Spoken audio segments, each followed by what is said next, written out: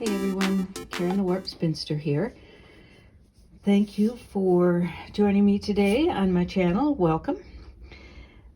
We have been doing wonkified fairy tales for the last few weeks, and we are going to continue with that today. Last week we started on Hansel and Gretel with the breadcrumbs going through the forest on the path, and we added in some black and white stripe just to add a little something to it. And folks had interesting ideas, and I always appreciate hearing them. Someone thought it looked like shadows of the trees on the path, or sunlight coming through with shadows. Someone else suggested roots of trees growing in the forest, which is cool. And someone also suggested doing some French knots for little tiny breadcrumbs that fell on the path, and I think those are all terrific. Thank you very much. And I'm sorry, I am way behind on responding this week, but I will get to that, I hope, this weekend. And I appreciate all your comments and suggestions. You all have great ideas. You're just the best. And I hope that you are using some of those ideas in your own quilt endeavors as well. So last week I said I had an idea for what was left. So these were attached, and I cut off this end of it because I had an idea for what I wanted to do. And that idea is to do Rapunzel. Now I have no idea why I thought about Rapunzel. Go figure. But looking at this, I'm thinking that she was in the tower. So if I were to do more of these, or, you know, had a wider one and split it, and then I could shift it so that it looked like bricks or rocks on the tower. And I will do that eventually, but I probably will have something like this in between, just because it will look more like bricks or stone, I guess. I wouldn't need to be doing these extra pieces here, although it does add some nice texture. But this could be like mortar, I guess. So I could think about that as I'm doing more pieces up above. I needed those narrower strips here in order to put in the breadcrumbs, but I won't need that for Rapunzel. So I could do it for extra texture, but also, but I needn't. It might just be plain old black strips, wonky strips, of course, because that's what we do here, but also adding these things in between.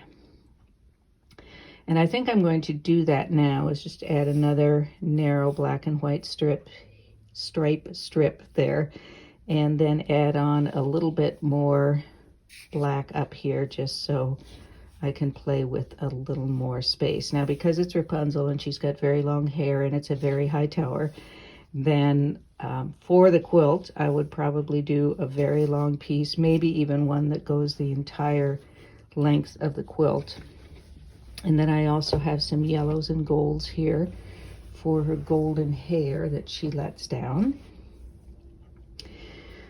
And that's my plan. There are a couple of things, 2 or 3 things at least, that I want to do with these yellows to represent the hair. So you can, as you can imagine, there are going to be curves involved in this.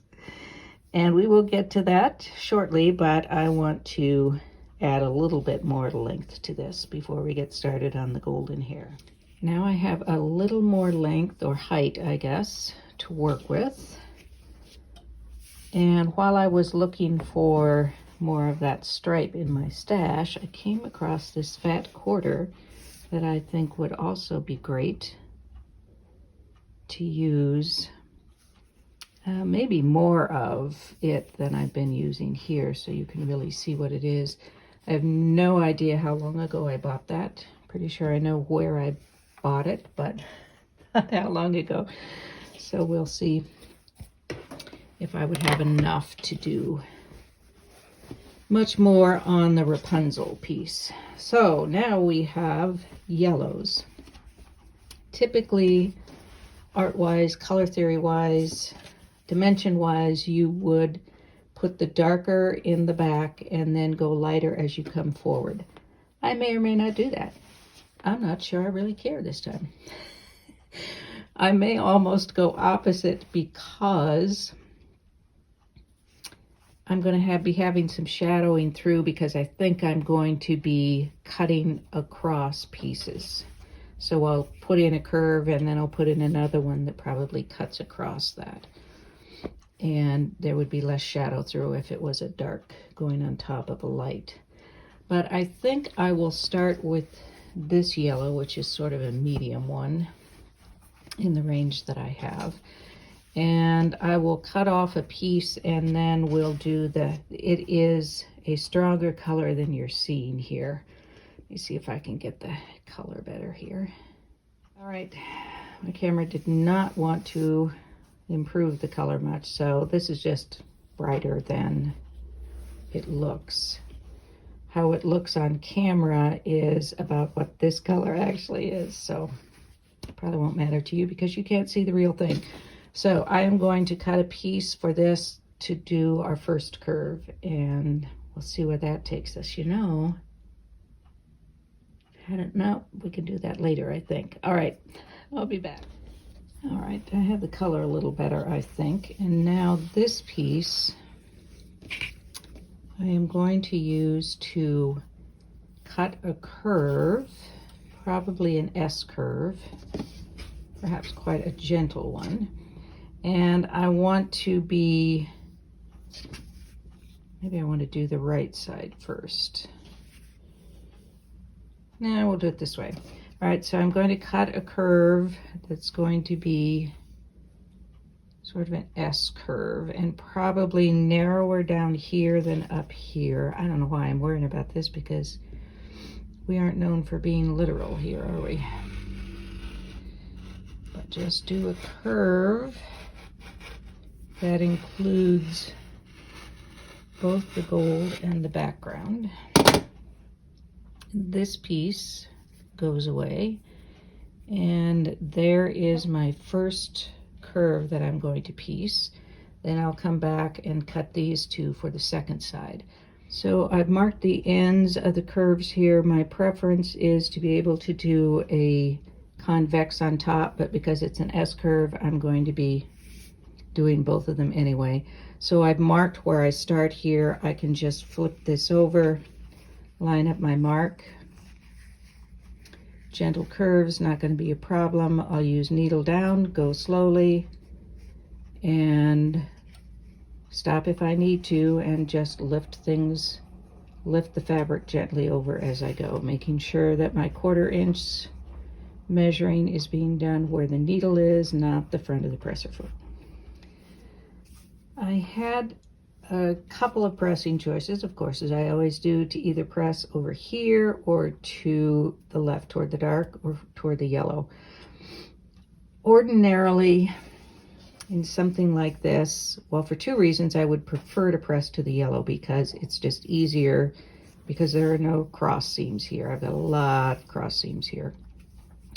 And because the piece to which you press the seam stands out from the surface a little bit. So if you see here, I've got it pressed toward the black in this case. If I flip it over to the yellow, then that lifts the yellow from the surface a little bit, which of course would be my preference here because it's hair on top of the tower, so I don't want the tower on top of the hair. But the shadow through of the black, even if I trimmed the black side of the seam a little narrower, it would still show through too much to suit me. So here we are.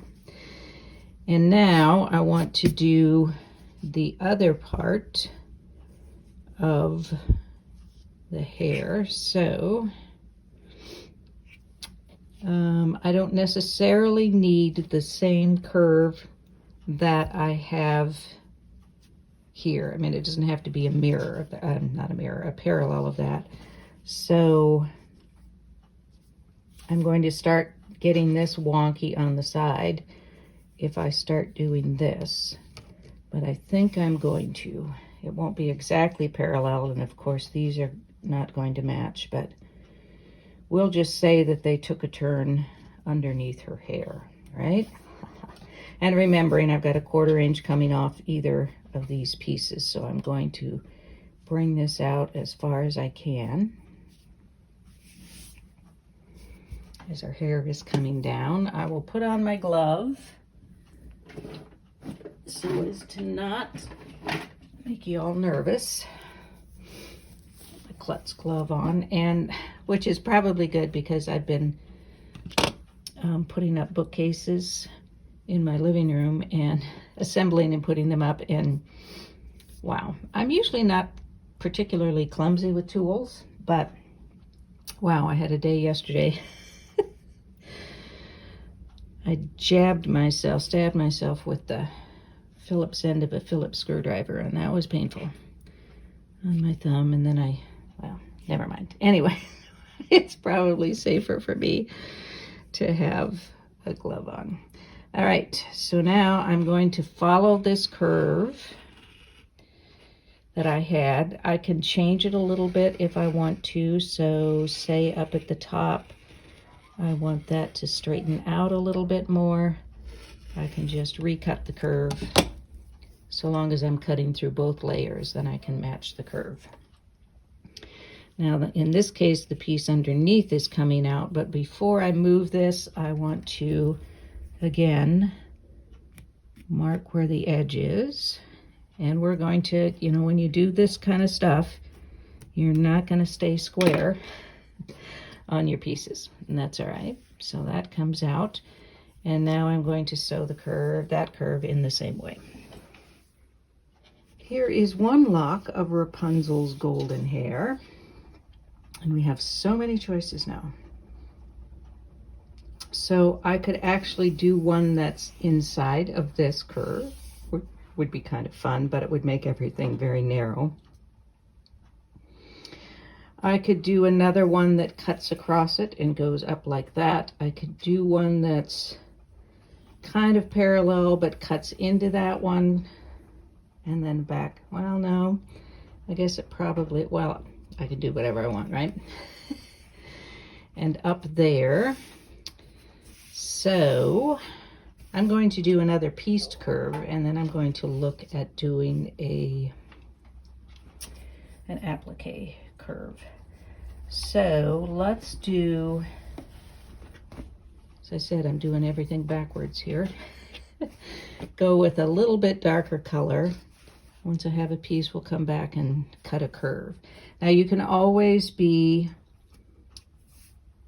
drawing this lightly with an erasable marker, like I could use a white marker pencil or some chalk if I'm not comfortable cutting the curve freehand. And sometimes I probably shouldn't be when I am, but we'll cut a piece here and we'll come back, and I guess I'll decide then what I'm going to do. So I have a brighter yellow here. We are going in reverse from what one would do bringing things forward. It would be lighter in front. It would also be larger the closer you got to the front, but I don't know that we're really worried too much about that right now. And I think I want the piece sort of curving in the same direction, but not exactly the same curve. And then I want it to cross up here.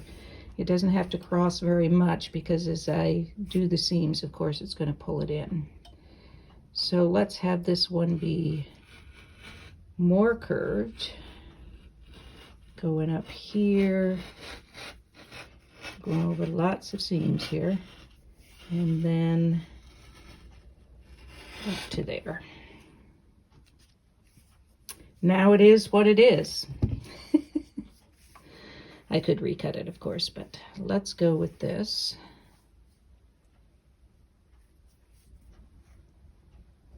And she has much thicker hair than I ever had in my life. I will mark the edges here. And This comes out for a later procedure, and I will cut that off because can't imagine that being over there. It would almost go off with in a seam, but I will just cut the curve such that that little bit of yellow is gone. All right, I'll sew this. Now, when I am pressing this, sewing went fine. It was a little steeper curve down here, but I just went more slowly and stopped and adjusted more often. If I try to press to the darker side on this, I'm going to have, it's actually, no, I'm not going to the darker side. That's why it's easy. If I press it toward the darker side, then I've got a right bulky mess here. So I probably am going to end up pressing it toward the gold this time. But before I do that, I'm going to trim this black side of the seam a little bit so that it is sort of hidden. I don't have the black peeking out right at the edge there, so I'm going to trim it just a little bit so that when I fold this to the gold, there isn't going to be any black hanging out and really shadowing through at the edge. All right, I am back and ready to cut another curve here. Just trying to think how I want to cut it. It's going to be wider up here because I'm cutting that off. I'm really slanting it this way. Do I want to do that?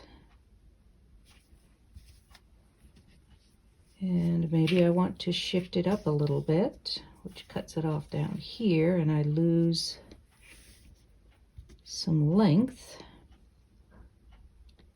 But it's possibly not a bad thing to just try to shift that on purpose. So it doesn't look like I'm just very bad at what I do. And I will grab my glove again, and I'm going to be cutting that extra piece of yellow off there. And now it's going to be pretty narrow down here because I have to take a seam out of there, of course.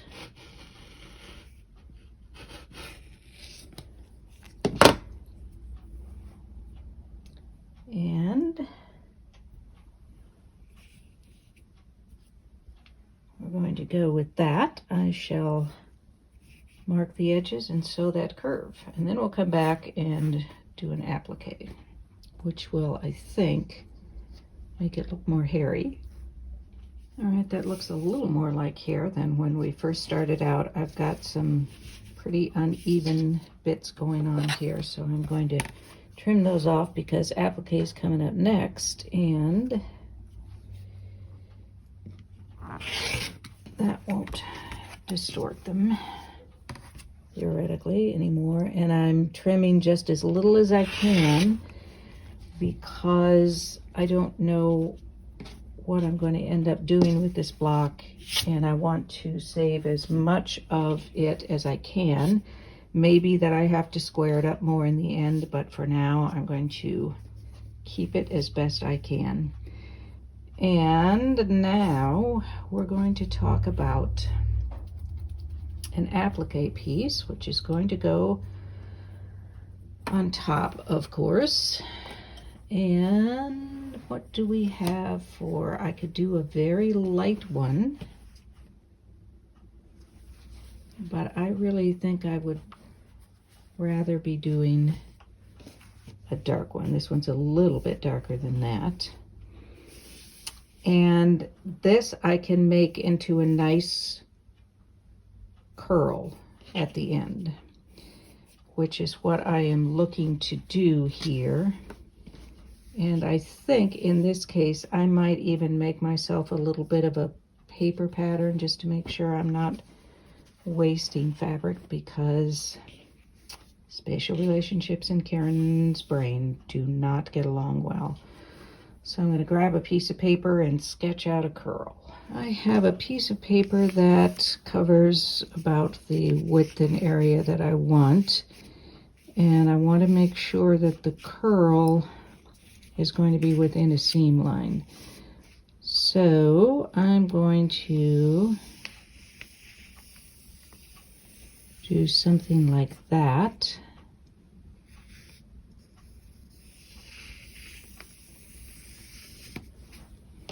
We can make it a little wonky because it's applique.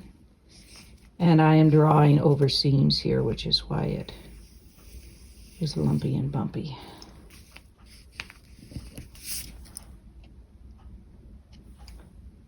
I'm not sure that I like that.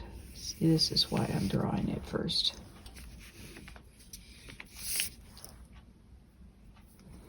I'm thinking I almost want it to be more like that, don't I?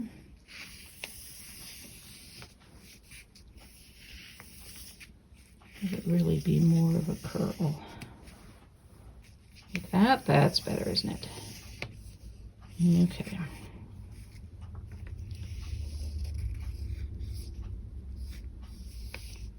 Now, this is a curl such as my hair would never, ever do. I have the straightest, finest hair around. Okay, you probably can't see where I went, but I can. So it's coming around here and then there. So I'm going to find some paper scissors somewhere and cut that. And then use that to cut the fabric. All right, I have cut this out, and I actually have fused it to a piece of batting that is cut slightly smaller than the piece because, number one, I want to have a little bit of dimension to this so it's padded. This is a much more golden color than you are seeing, by the way. And also because I wanted to mitigate this black showing through, shadowing through. So the fusible keeps the batting in place, but I also want to keep this strip in place while I am stitching. So I have just cut a piece of fusible web that I will put to the back, which will just keep it all from shifting too much. And I probably will put a little dot of glue at this tip down here, just because I don't want that shifting around. So I'm going to fuse that on, then place this where I want it to be, and I'm going to use this gold thread to stitch it in place. This is not a complete circle, so I could potentially use some specialty stitches, embroidery stitches, but I think I'm just going to go with a zigzag, and I'll probably place it something like that, leaving enough room for some seam allowance over there. And I'll go ahead and applique around that. Here is our Rapunzel piece. Now this is not the finest zigzag applique you are ever going to see. In fact, I redid this side because the curve was really bad, and it just occurred to me that perhaps I should have had an open toe foot on. Can you believe it? So, you know, it's not great. This curve is not a pretty curve at all, but I think that it serves its purpose to see kind of how we like that, and I think it really needs this curl. Now, given that I'm not very good at machine applique, especially on curves, I might choose to hand applique mine, but I think it's a good shape for that. Now, the next step I want to do is to just sit down with a needle and some specialty threads, and there goes the color. What if I put purple back in there? Does that help? No, sorry about that. and then just do some stitches for individual strands of hair, going in a few directions, kind of subtle, but I think would be help to be more realistic and for the viewer to guess that this is Rapunzel. Now again, if for the quilt, I would probably make it much longer so you'd have a lot more hair, a lot greater length of hair for it. But this gives me an idea of what I might do for it, and I'm pretty happy with it, actually. I don't know that I would want the background any busier, so I wouldn't want to like do vertical mortar or probably even that other black that I showed you, because that would just be too busy. This sets it off and gives the background a little bit of oomph, but it doesn't detract from the, wow, I'm sorry about the color going wonky. Maybe I just need to keep my, that is purple. It's a red purple, not a blue purple on my sleeve. So I will go away and do that, and unless odd things happen in the next couple of days, then I will come back and either show you how it looks or report to you that it looked bad and I abandoned the project. And here is the piece after I have done some big stitch on it to add some curls to it. I think I might do some more. Let me bring this down a little bit.